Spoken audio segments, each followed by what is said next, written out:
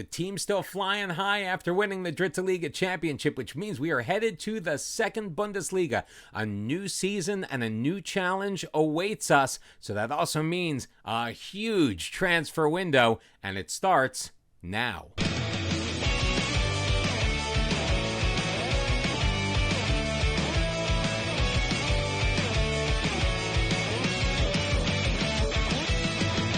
Welcome back, everyone, to episode 17 of Lionhearted, the return of TSV 1860 Munich, as we prepare to wrap up our second season and get ready to put this team together to see how we do in our first season in the 2.Bundesliga. But first, we're going to take a look back and see how the 2023-2024 season shaped up for us. We had a number of big signings this year, and none more important than 24-year-old center back Antonios Papadopoulos. We got him from Dortmund. It cost us 43,000 euros. He made 35 total appearances for us. Got off to a bit of a slow start, but became a mainstay in our back four. Pair of goals, an assist, and a 7.24 rating. Absolutely fantastic. It was magisterial in the air, and we are looking forward to another season with him on our back line. We also brought in Philipp Schultz out of Mainz, their second team. We got him on free loan. 29 appearances, 1 goal for us, 5 assists, playing primarily as a defensive midfielder.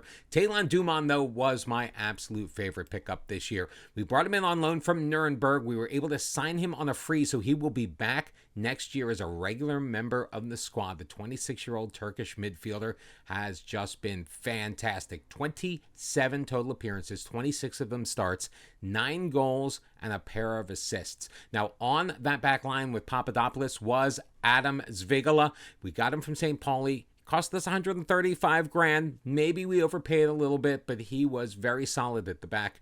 Made 25 starts for us, did pick up 1 assist, and kept his average rating at a 7.06. The other center back that we brought in did not play nearly as much, and that was Omar Diakite. We got him from Sandhausen on a free, 16 total appearances, 7 of those off the bench. Did manage 1 goal that came in the final couple of games of the season when he started in place of Zvigala. The final couple of games after we clinched not only our promotion, but the championship, we fully rotated the squad, and none of our starters were in the starting lineup, and most of them were not even on the bench, as we were giving some of the second team an opportunity to play. Late in the season, we brought in Abubakar Gali on loan. The 23-year-old came from Slovan Liberec. We paid 625 euros for him while on loan. He made 6 total appearances, 3 starts, 3 off the bench. He did pick up a pair of assists for us, so he was okay. We brought him in for additional depth on the wings, just in case we did have some injury issues throughout the year. Patrick Sondheimer, the 25-year-old midfielder, came in on a free from FC Victoria Cologne, made 14 total appearances, picked up 3 goals, 2 assists. He's probably going to be sticking around with us for the next year, maybe getting a little bit more playing time, especially now that Philipp Schultz's loan is going to be ending. Our backup left back was Filip Antovski. We got him from Karvina, 56,000 euros, 12 total appearances. Did not have any goal contributions, but he did play fairly well on that left wing, and will be backing up Philip Kleinhansel for yet another season, I believe, unless we do make some moves in the fullback position. Alex Kalan, yeah, he made 14 appearances for us, no goal contributions. The 27-year-old became very unhappy that he wasn't playing anymore. We were not happy with the way he was playing when he was, so he saw very little time in the second half of the season. Jakub Rezik, a very good backup left wing for us, taking the place of Albion Vernetzi when he got injured. We picked him up for 56,000 euros, made 27 total appearances, 23 of them starts, 4 goals, 8 assists. Very good. We're looking forward from more contributions from him next year, because I believe Albion Vernetzi is going to be moving on now that he is 31 and starting to fall off a little bit. Did, as we talked about just a minute ago, have quite a few injury issues throughout the year. And we also brought in another winger. This was our backup on the right-hand side out of Bayern's second team, Yunus Itamar. 21 years old, didn't really live up to expectations. He cost us 75,000 euros. I think still a good investment over the long term. He has a ton of potential. We're most likely going to look to loan him out for the next year. We're not quite sure if he is ready to join us permanently. Maybe get him a little seasoning, another year under his belt of first-team football, and he could be a very productive player for us as we move on. 15 appearances in total, 2 goals, 2 assists, but only a 6.75 rating. We're not going to dwell too much on the outgoings, but we are going to highlight just a few that were key to our season. The biggest one being Jesper Verlat. We sold him for 325,000 euros to Fortuna Dusseldorf, who actually just lost in the final of the DFB Pokal. Only made 6 appearances with us, much like Leandro Morgalla last year. Jesper Verlat just wanted bigger football. He wanted to move on to a club that would give him more opportunities for his future and, frankly, more money. So he really had no choice but to move him on. We also let go a couple of the mainstays of our backline from our first season. In Philip Steinhardt, he went to Jan Regensburg for 75,000 euros, as well as Christopher Lannert, who went to Cracovia, only 20,000 euros. We probably could have gotten more for those guys at some point. However, they were both not happy. We weren't giving them a lot of time. We had already made improvements in those positions, in our opinion, in the off season. So they were basically expendable for us. The one that I was most disappointed about, though, was Yannick Diekman. Went to St. Gallen on a free at the end of the year. We just couldn't really find a spot for him. He couldn't really break his way in. We liked him, but ultimately he had to move on, and frankly, he did not have the greatest year at St. Gallen, making only 2 starts, 25 total appearances with 0 goal contributions and only a 6.61 rating. The season worked out very, very well for us. We picked up the trophy as champions of the Dritte Liga, ended up with a 4-point lead over Dortmund 2. Our final 2 games of the season after we secured promotion, we picked up a win, and then we lost our final game of the season on the road by a score of 2-1. Again, using fully rotated squads. We averaged 12,743 fans at home, and our top goal scorer was Finn Lachenmacher with 24 goals, which was enough to come in second this year in total scoring in the Dritte Liga, a title that he won in the previous season. And we're not going to talk about the DFB Pokal, losing our match against Wolfsburg 2-1 at home. It was not as close as the scoreline betrayed, but Freiburg was the winner, and they beat Fortuna Dusseldorf, as we talked about just a minute ago. Our biggest win was the first match of the season, which is what got everything rolling. 1860 Munich, 6-2 winners over newly promoted side Energy Cottbus. 3 goals for Finn Lachenmacher, 2 for Martin Kobylянski and Florian Kleinhansel, adding 1 as well. It was the first of consecutive hat-trick matches for Finn Lachenmacher. The match to remember, though, was a 5-1 victory in the middle of March over Kaiserslautern. It was Kobylянski with a pair of goals, another hat-trick for Finn Lachenmacher. Kaiserslautern only able to get a single goal against us, and the goal of the season, that came in a 2-1 victory over Zwickau, and it came off of the foot of Patrick Sondheimer. Kleinhansel threw it in. Reza gave it back to him. Kleinhansel pushed it into the middle. Sondheimer from distance found top corner, beat the goalkeeper, and that was the winning goal in that match. And it came towards the end of the season on the 20th of April. And even though we won the championship, our annual revenue ended up being down. Now, the biggest reason for that is last season, if you remember, our first round matchup of the DFB Pokal was against Bayern Munich. That match was on TV and gave us €500,000, and that was really the difference between the two. Merchandise-wise, Finn Lachenmacher sold the most jerseys. Albion Vernetzi, Martin Kobylянski, Patrick Sondheimer, and Stefan Lex, our super sub, rounded out the top 5. Our best 11 of the year was essentially our starting lineup for most of the year, at least in the second half. It was Kretzmar in goal with Florian Kleinhansel, Zvigala, Papadopoulos, and Podolski all on that back line. Tim Reeder was anchoring the base of the midfield with Taylon Duman and Philip Schultz ahead of him. Albion Vernetzi was on the left wing, Martin Kobylянski on the right, and of course, Finn Lachenmacher leading the line, with 24 goals in the Dritte Liga. We're hoping that next year in the second Bundesliga, he's able to be just as prolific for us. So naturally, most of the season awards for the club went to Finn Lachenmacher. He was the fans' player of the season, the young player of the season at the age of 24. He also, of course, our top goal scorer, as we've mentioned a couple of times. He also won the most player of the match awards with 7 and had the highest average rating on the entire squad. Now, Omar Diakite did have the most passes completed per 90 minutes with 96. Jakub Brezek led the way with 8 assists. Patrick Sondheimer, as we mentioned, the goal of the season. And the signing of the season was Antonios Papadopoulos. Across the competition, the top goal scorer of the Dritte Liga? Oh, I was wrong before. It was Finn Lachenmacher.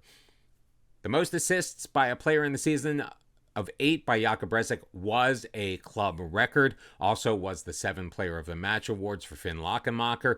5 yellow cards and a red card was the worst discipline that went to Florian Kleinhansel. He picked up a massive red card in a big game that we saw right here in one of the episodes earlier on in the season. And the oldest goal scorer was Stefan Lex at 34 years and 173 days. No major awards for us, but we did pick up our first trophy. It was the championship of the Dritte Liga. We were crowned champs.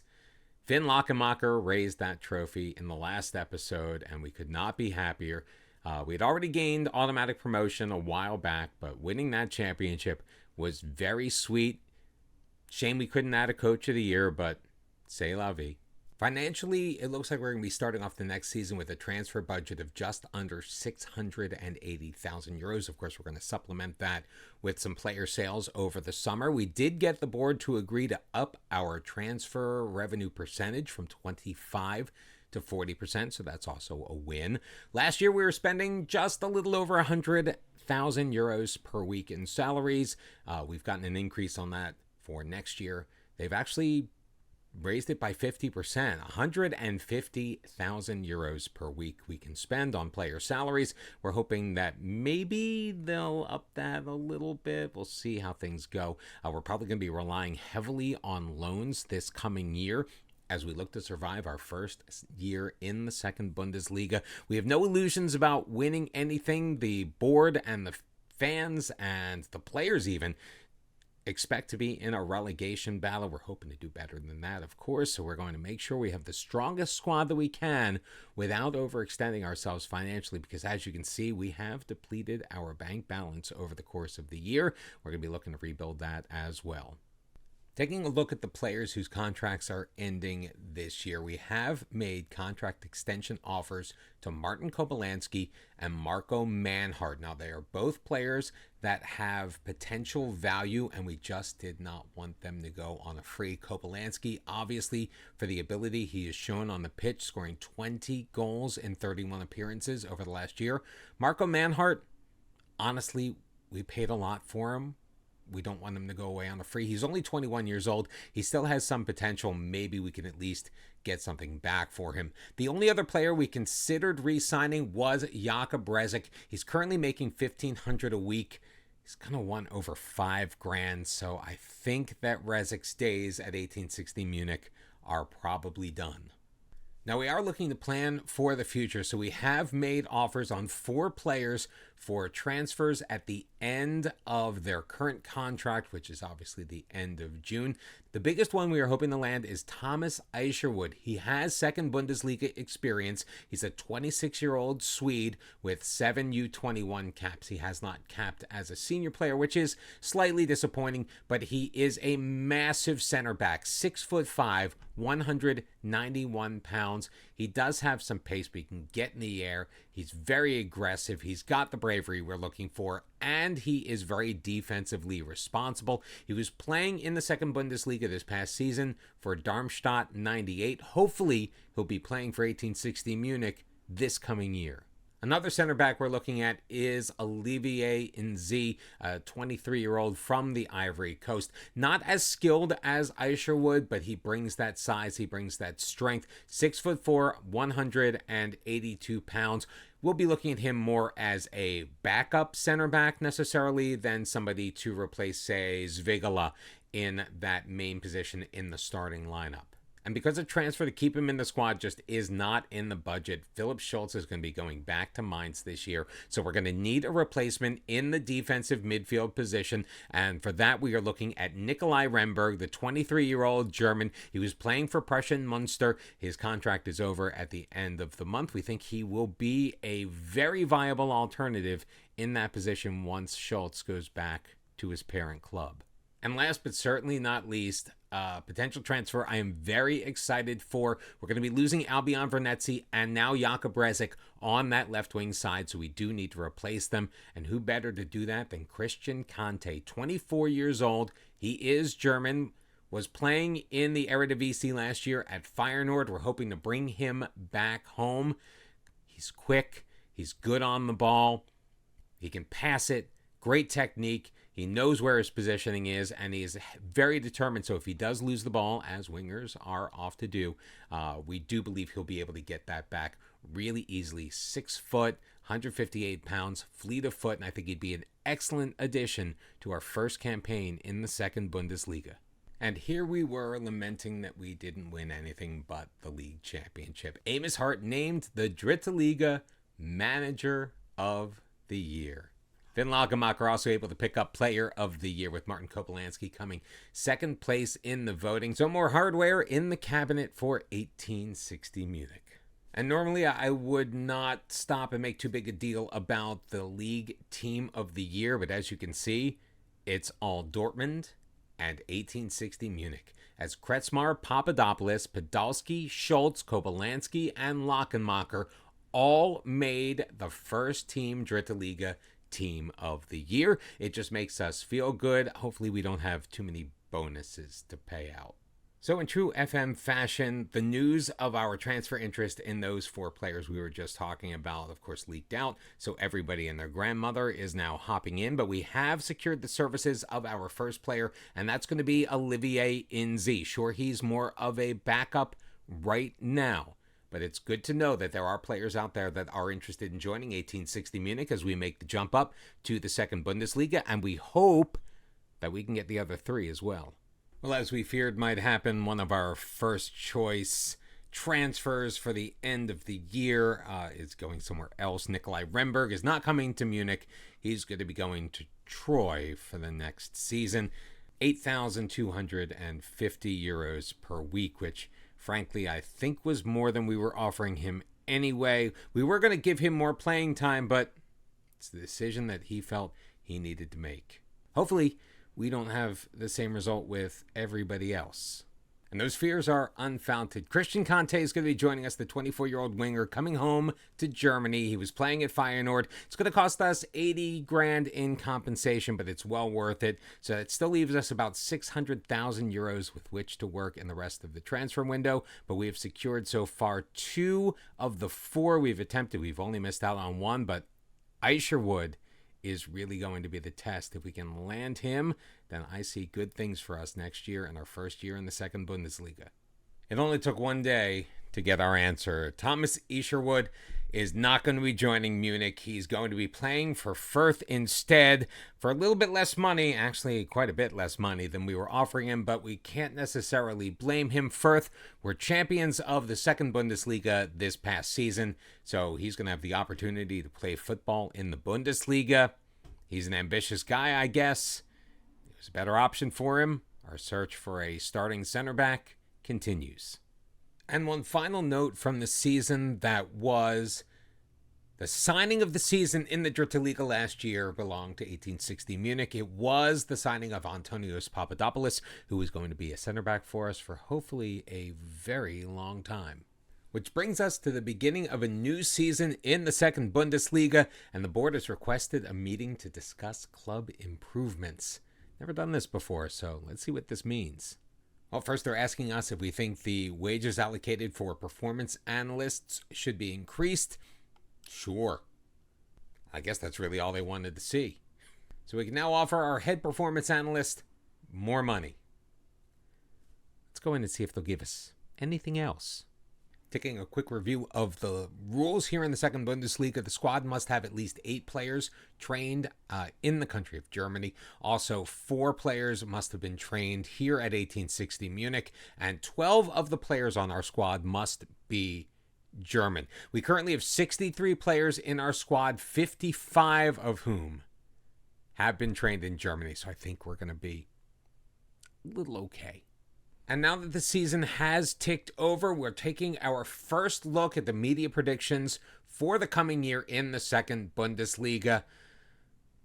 Yeah, they think we're a candidate to get relegated. Currently ranked 17th out of 18th as predicted by the media. We are newly promoted. The only team with a worse chance, it looks like, is the team that got promoted with us in Wiesbaden. Now, our 33-1 chances of being relegated are shared amongst 5 clubs. Sandhausen, who is just relegated from the Bundesliga, is in that category along with Hansa Rostock, Holstein Kiel, and Jan Regensburg. So there's a chance we could be a lower mid-table team. Who knows?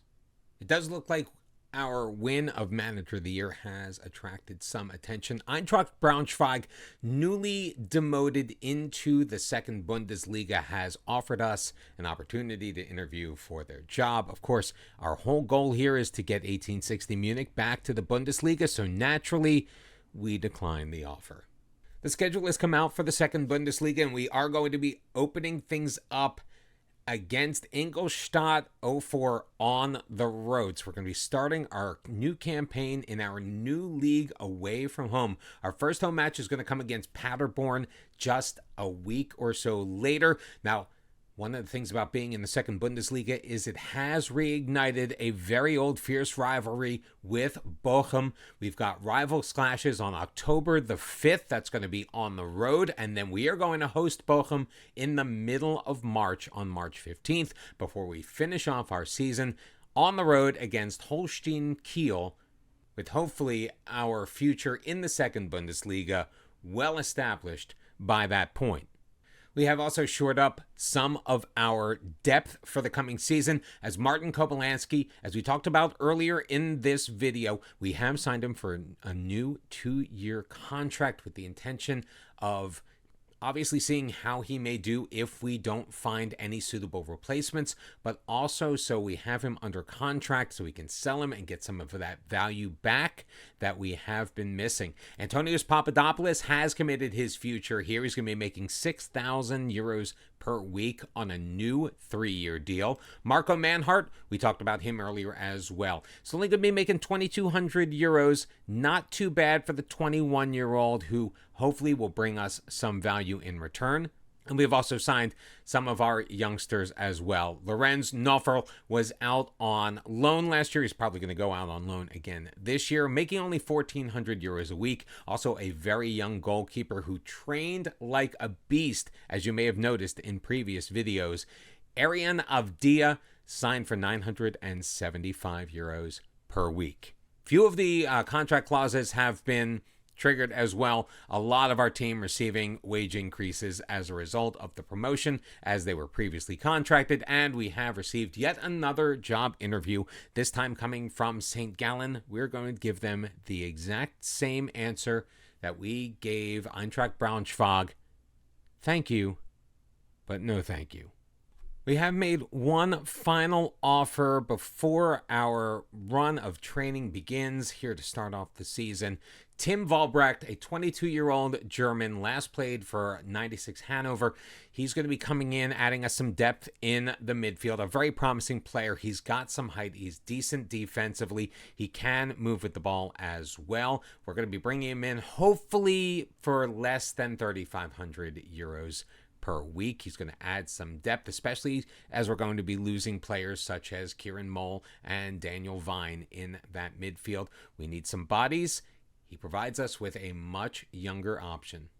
One last end of contract signing, as Tim Vollbracht has agreed to a new deal, 2,500 euros per week to be a backup in the midfield, provide some extra coverage at the defensive midfielder position.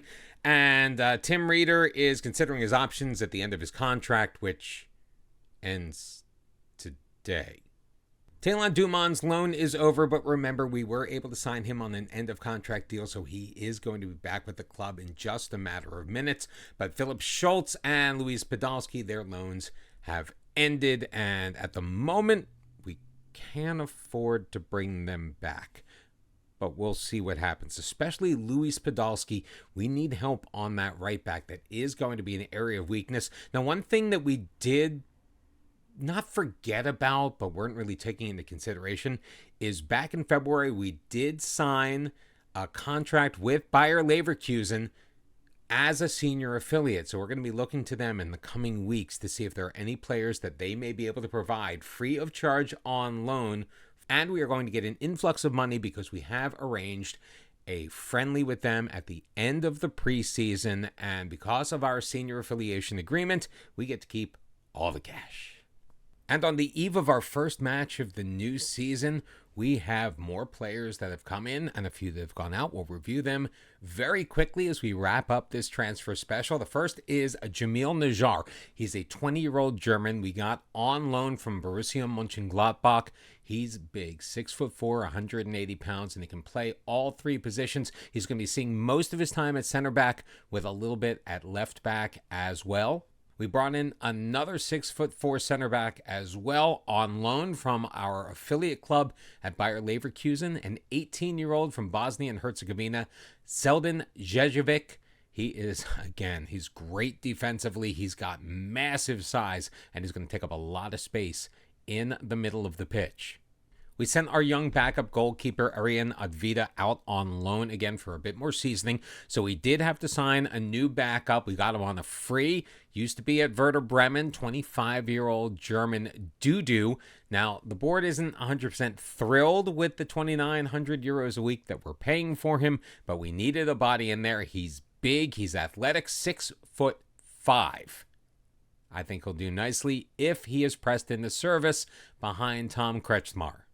Also coming in from loan from Bayer Leverkusen, another 19-year-old German. This one, a left back, Anton Bauerle. He's going to split some time, mostly be playing in a backup role, but he's got a lot of speed and he's pretty good with the ball as well, so he could be a very good addition to this squad. Needing some help at the defensive midfield, we brought in Niko Kovac, a 19-year-old from Bosnia and Herzegovina. He's coming in on loan from Eintracht Frankfurt, so he does have experience with the Bundesliga side. He's very good defensively. He can also move the ball around quite nicely. He likes playing that deep-lying playmaker role. We're obviously not going to be using that as we have the more advanced playmaker position with Taylon Dumon. But he should slot in nicely and provide additional cover for our brand new center backs. And finally, we've signed a 22-year-old German as our backup right back in Mikko Spansel. He was playing at FC Cologne previously.